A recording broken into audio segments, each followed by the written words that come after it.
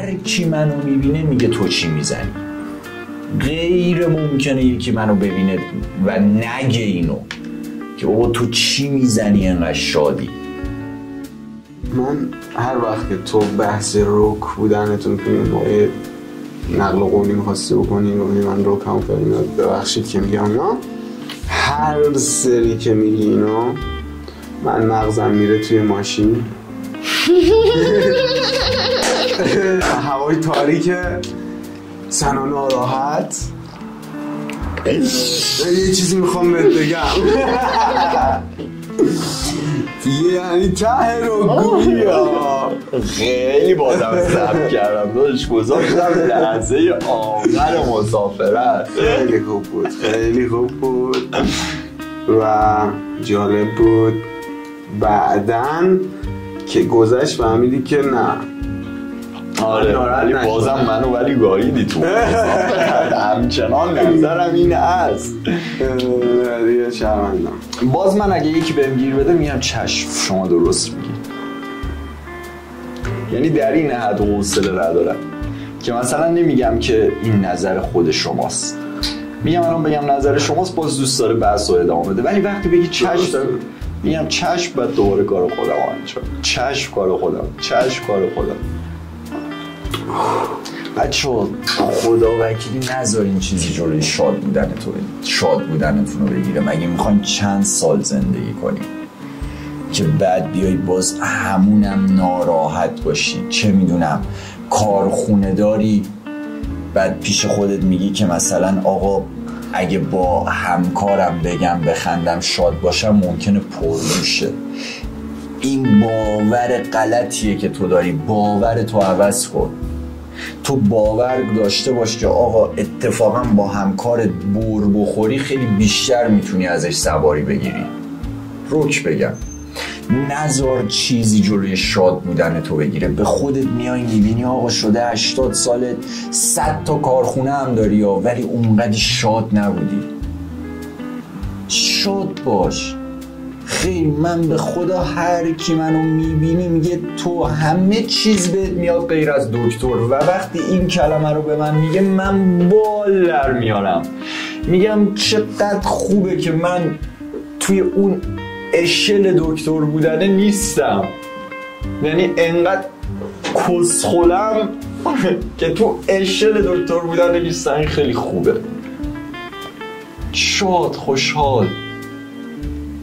و به نظر من بحث همین هدف زندگی بود. هدف زندگی چیزی جز شاد بودن نیست.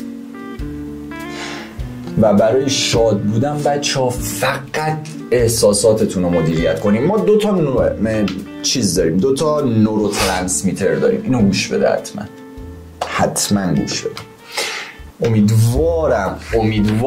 امیدوارم بچه ها تا اینجای تاک شو رو دیده باشین، چون میخوام چیزی که الان بگم خب خیلی میتونه دیدتون رو نسبت به دنیا عوض کنه.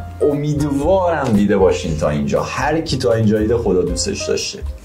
یکی سروتونین، یکی دوپامین بهش مولکول انگیزه هم میگن. انگیزه کار کردن، انگیزه غذا خوردن، انگیزه لباس خوب پوشیدن، و بهش مولکول لذت طلبی هم میگن. لذت. سروتونین بهش چی میگن مولکول شادی. خب هپی نوروترانسمیتر، پلژر نوروترانسمیتر. خب یعنی دوپامین پلژر و لذت داره. این تا اینجا. فرض کن داداش تو این دوپامینه، تو یک سلول عصبی، اینم دوپامینه. دوپامین و سلول عصبی رو تحریک میکنه بچه‌ها. اینجوری میزنه تحریک میکنه سلولو. خب و با تحریک کردنش باعث میشه که من سلول لذت رو بدم به بدن، احساس لذت تولید کنم. متوجه شدی؟ یعنی دوپامین میاد میزنه، من احساس لذت تولید میکنم. میزنه، احساس لذت. بدن آدم دوست داره همیشه یک حالت پایدار رو ایجاد کنه. یعنی دوست داره پایدار باشه. برای همین من سلول یه دوپامین میزنه لذت، یه دوپامین میزنه لذت، یه دوپامین طرف میره گل میکشه. خب وقتی گل میکشه این لذت زیاد میشه، این زیاد میزنه. این زیاد میزنه و هی بدن داره تو لذت غرق میشه، هی تو لذت. حالا بدن برای اینکه دوباره برگرده به اون حالت پایه، چون میگم بدن دوست داره، میاد یک دستی میذاره سلول اینجا، فرض کن خیلی دارم یه جوری میگم، یه دستی میذاره بدن اینجا.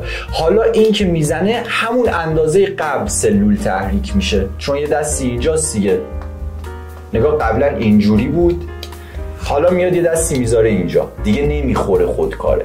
برای اینکه دوباره این دوپامین به همون اندازه قبل سلول رو تحریک کنه و به همون اندازه قبل این سلول لذت تولید کنه، این خودکاره باید اینجوری بخوره، چون این دسته این وسط دیگه باید بیشتر باشه، گلو بیشتر میکنه. باز بدن یه ماهی اوکیه، میاد یه کلاه خودم میپوشه، یه ماه هم اوکی نیست آجی، میاد یه کلاه خودم میپوشه دیگه، این باید بکوبه و به یه جایی میرسه که دیگه تو هرچی گل بکشی به لذت نمیده، هرچی گل بکشی به لذت نمیده و مجبوری مواد تو عوض کنی.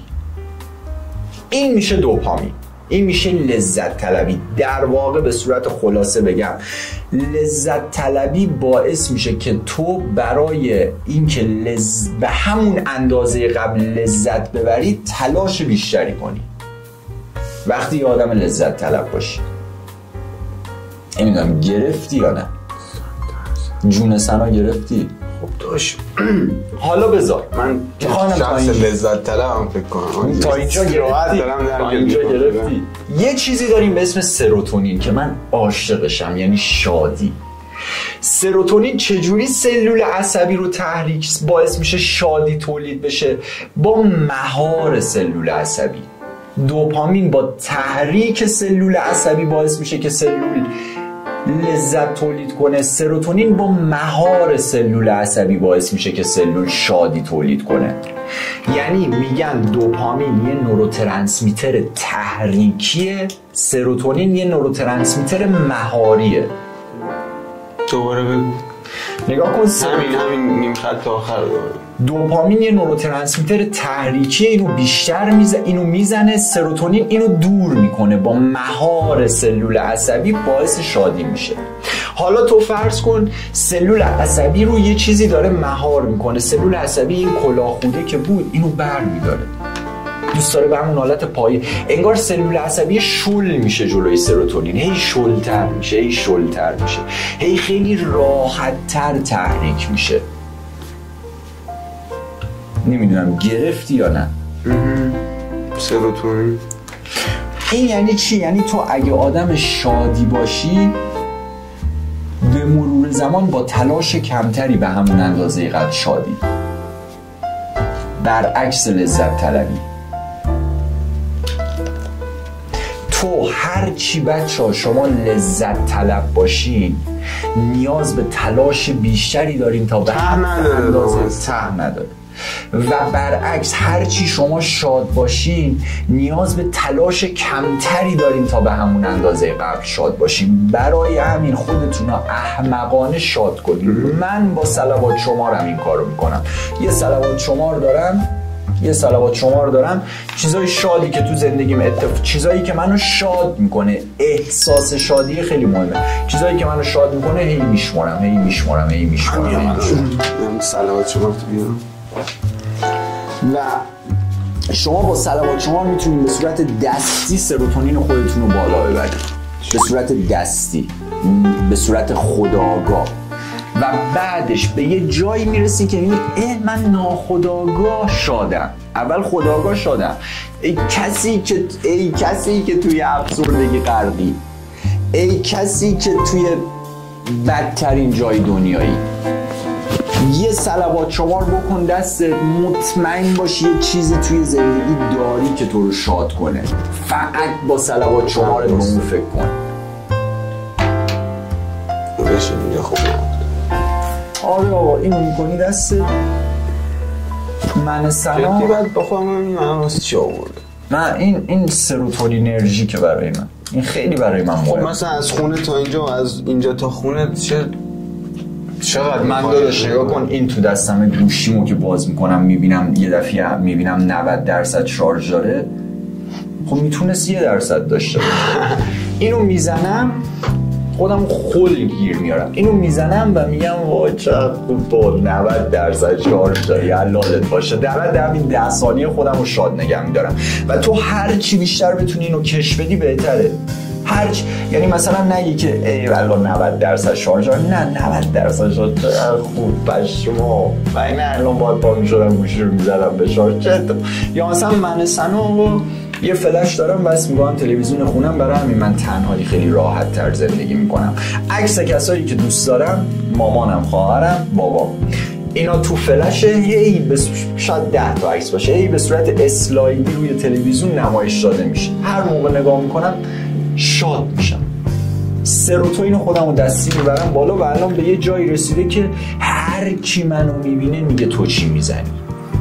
غیر ممکنه یکی منو ببینه و نگه اینو که بابا تو چی میزنی انقدر شادی.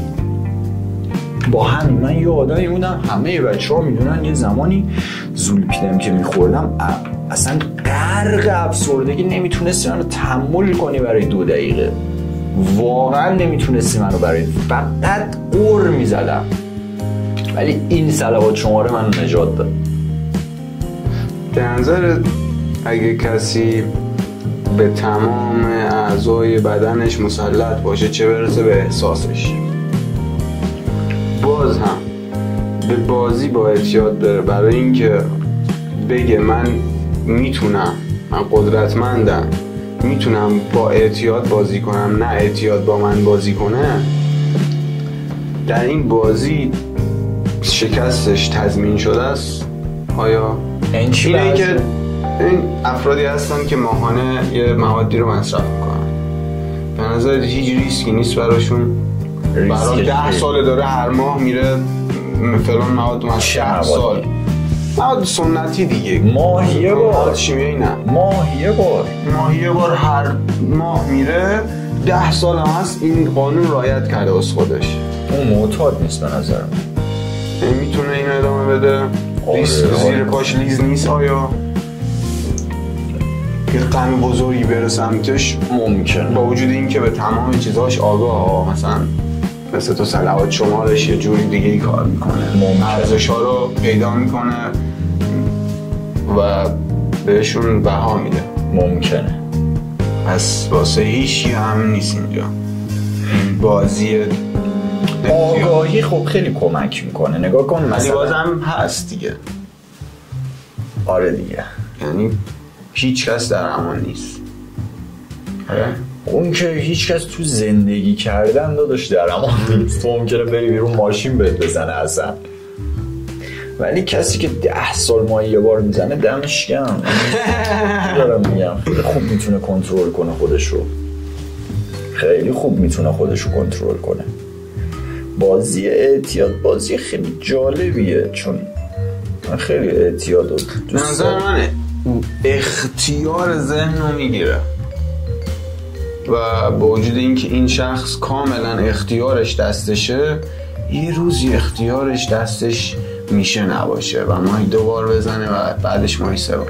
خب تو داری 10 سال داره کنترل میکنه، ولی به قولت، ولی خب کسی که 10 سال داره کنترل میکنه مثلا یه ترومایی این وسط براش بوده، ولی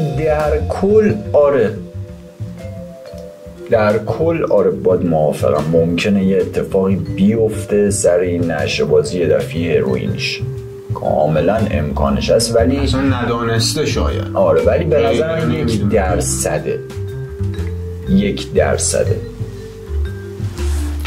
نه کسی که داره 10 سال ما یه بار میزنه بزنه همچنان. در این برنامه معرفی کتاب داریم. هر قسمت‌های قبلی که از کانال من پخش شده کتاب هایی که بوده معرفی شده و توی کمدمون اینجا گذاشته شده که یکیش توی کادرتون نیست. این هفته کتاب 7 عادت مردمان موثر رو می‌خوایم بهتون معرفی کنیم که خیلی این کتاب میشناسن، اصلا نیازی به معرفی نداره. و دکتر ببین نظر نویسنده های جهان راجع به این کتاب، یه افرادی راجع به این کتاب نظر دادن و اینجا نوشته که هرگاه میریزه از این کتاب. این کتاب بهترین اثر استفان کاویه کیمیاگر رو نخوندم، یه روزی همینجا معرفیش میکنیم و به بچه‌ها خلاصه این کتاب بگیم که این کتاب این کنترلی که اون آقا 10 سال داره رو فکر میکنم از این کتاب گرفته. جدی این کتاب داستانش همینه و مردمان مؤثر که یکیشون این آقایی که 10 سال هر ماه داره بازی میکنه اینجوریه که به یه مسیری میرسن که موفق میشه بهشون گفت. سخته ولی با این آسون میشه. عذرخواهی میکنم یه کمی من چی میگن البته دیلی اصلیه نه یکم دیلی واقعی دارم در وجودم. موفق در جریان این باشم. موفق از نظر تو چیه؟ موفق همون آدمی شاده دیگه. توی این کتاب دقیقا همینا رو میگه که ارزشات رو چطور باید پیدا کنی و با توجه به اونا بری جلو که شاد باشی، ارتباطات خوبی داشته باشی و حتی در بدترین شرایط توضیح میده که چطور باید کنترل کنی خودتو، تصمیم بگیری برای رفع اون شرایط. و من یکمشو خوندم، حتما اگه یه روزی کتاب خونه زیاد شم تا تش میکنم. یه باگی دارم من آجی، مثلا یه کتابی رو میبینم با خودم میگم شاید این به درد من نمیخوره و من تو این زمینه کاملا مثلا نیازی نیست اینو هم بدونم. پشما چرا بد خیلی علاوه چیزای بیزینسی که میاد مثلا چجوری پول دارشیم، چجوری نمیدونم پولامون رو چیکار کنیم، پول اینا رو میاد. البته علتش اینه که من دنبال مبلغ نیستم، دنبال روش‌های رسیدن به مبلغم، مثل دمنوش مثلا. بیشتر اگه راجع به تولید باشه شاید این کارو بکنم بخونمش، ولی راجع به چیزای دیگه ترجیح میدم برم در لاینی که هستم مطالعه کنم، مثل آشنایی با انواع گیاهان مثلا و فواید، ضرراش، مصلحاش، هرچی. این حال میده، پشمام میریزه وقتی که البته میرم و میفهمم خواصو و بعد مثلا میرم میبینم که حالا چقدر ناآگاه بودیم قبلش، ولی الان مثلا حالت فلان مشکل داره، یه دمنوش میزنی و حل میشه. حالا آبریزش داری، کلوت درد میکنه، نمیدونم نیاز به یه چیزی داری رفت میشه که گیاهی حال میده، یعنی قرص شیمیایی میندازی بالا. این که هیچ ضرری برای تو نیست لذت بخشه. کلا من دکتری نیستم، دوایی نیستم، من بی تاثیر نیست که این رشته رو خوشم بیادش. حاجی کتابمونم معرفی کردیم و برنامه مادیتامون هم ضبط کردیم و اصلا بحث رفت سمت چیزیه. چند من بحث آزاد و بیشتر هستم. اصلا برنامه مادیتو بحثش روز اول اعلام کردیم که ما بحثمون آزاده، هرچی که تو ذهنمونه. حالا ما قبلش یه ریسرچ میکنیم که به یه سمت و سوی بریم، ولی اگه نریم بچه ها اگه دوست دارین این مادیتا ادامه داشته باشه، حالا نمیدونم اصلا دوستم نداشته باشین، احتمالا ما ادامه شدیم. اگه دوست دارین ادامه داشته باشه حتما توی کامنت ها بگید که آقا ما پایتونیم. ببین 100% تو کامنت ها بگین، جون هر کی دوست دارین تو کامنت ها بگین. چرا؟ چون اون موقع است که ایشون پا میده. نه بابا من نوکر شما داشت. خب تایمات خالی نیست، تایمات پره. نه سر کاری همیشه موقعیتایی که مشغولی. الان توی کانالت هم فقط داری اون کارو معلومه که یه ساعت هم تایم نداری. این من گله نکردم، ولی خب بچه‌ها که بهت بگن ادامه میدیم. من یه نفرم آجی اینجا چندین هزار نفر میگن کمک من و همچنین زنگوله هم بزنیم. این زنگوله چقدر مهمه آجی، پشمات میریزه، یعنی واقعا سوپر میکنه داستانو، سوپر میکنه داستانو. بچه‌ها زنگوله یوتیوب هم بزنید و داستان مادیتا که به سبزواری ما میگیم دیتا یعنی دوتا، روی آیدی چنل ما هم برقراره و یوک یک علامت تعجبیه توی شهر ما و یوک تیوب یه چنلیه که برای شما داره ویدیو میذاره. آره یوک همون واو شماست. آره یوک، ولی یوک فرق میکنه با واو از یه لحاظی. مثلا واو حالا میگن واو، این هم میگن خدایی، ولی یوک مثلا با یوک اینا خیلی فرق میکنه. تو خیلی سبزواری گفتی داداش یوک دومیه رو، ولی من تا حالا از این واژه استفاده نکردم تو سبزوار تا حالا. ریشه ایه یوک، آره نچرخیده رو زبونم. آفرین ریشه ایه. خداحافظی کنیم. خداحافظی کنیم. خیلی خوشحال شدیم از اینکه این مجلس برپا شد. مواظب خودت باش. بچه‌ها ممنون که با ما بودین. تا دیداری دیگر. گودبای. بدرود.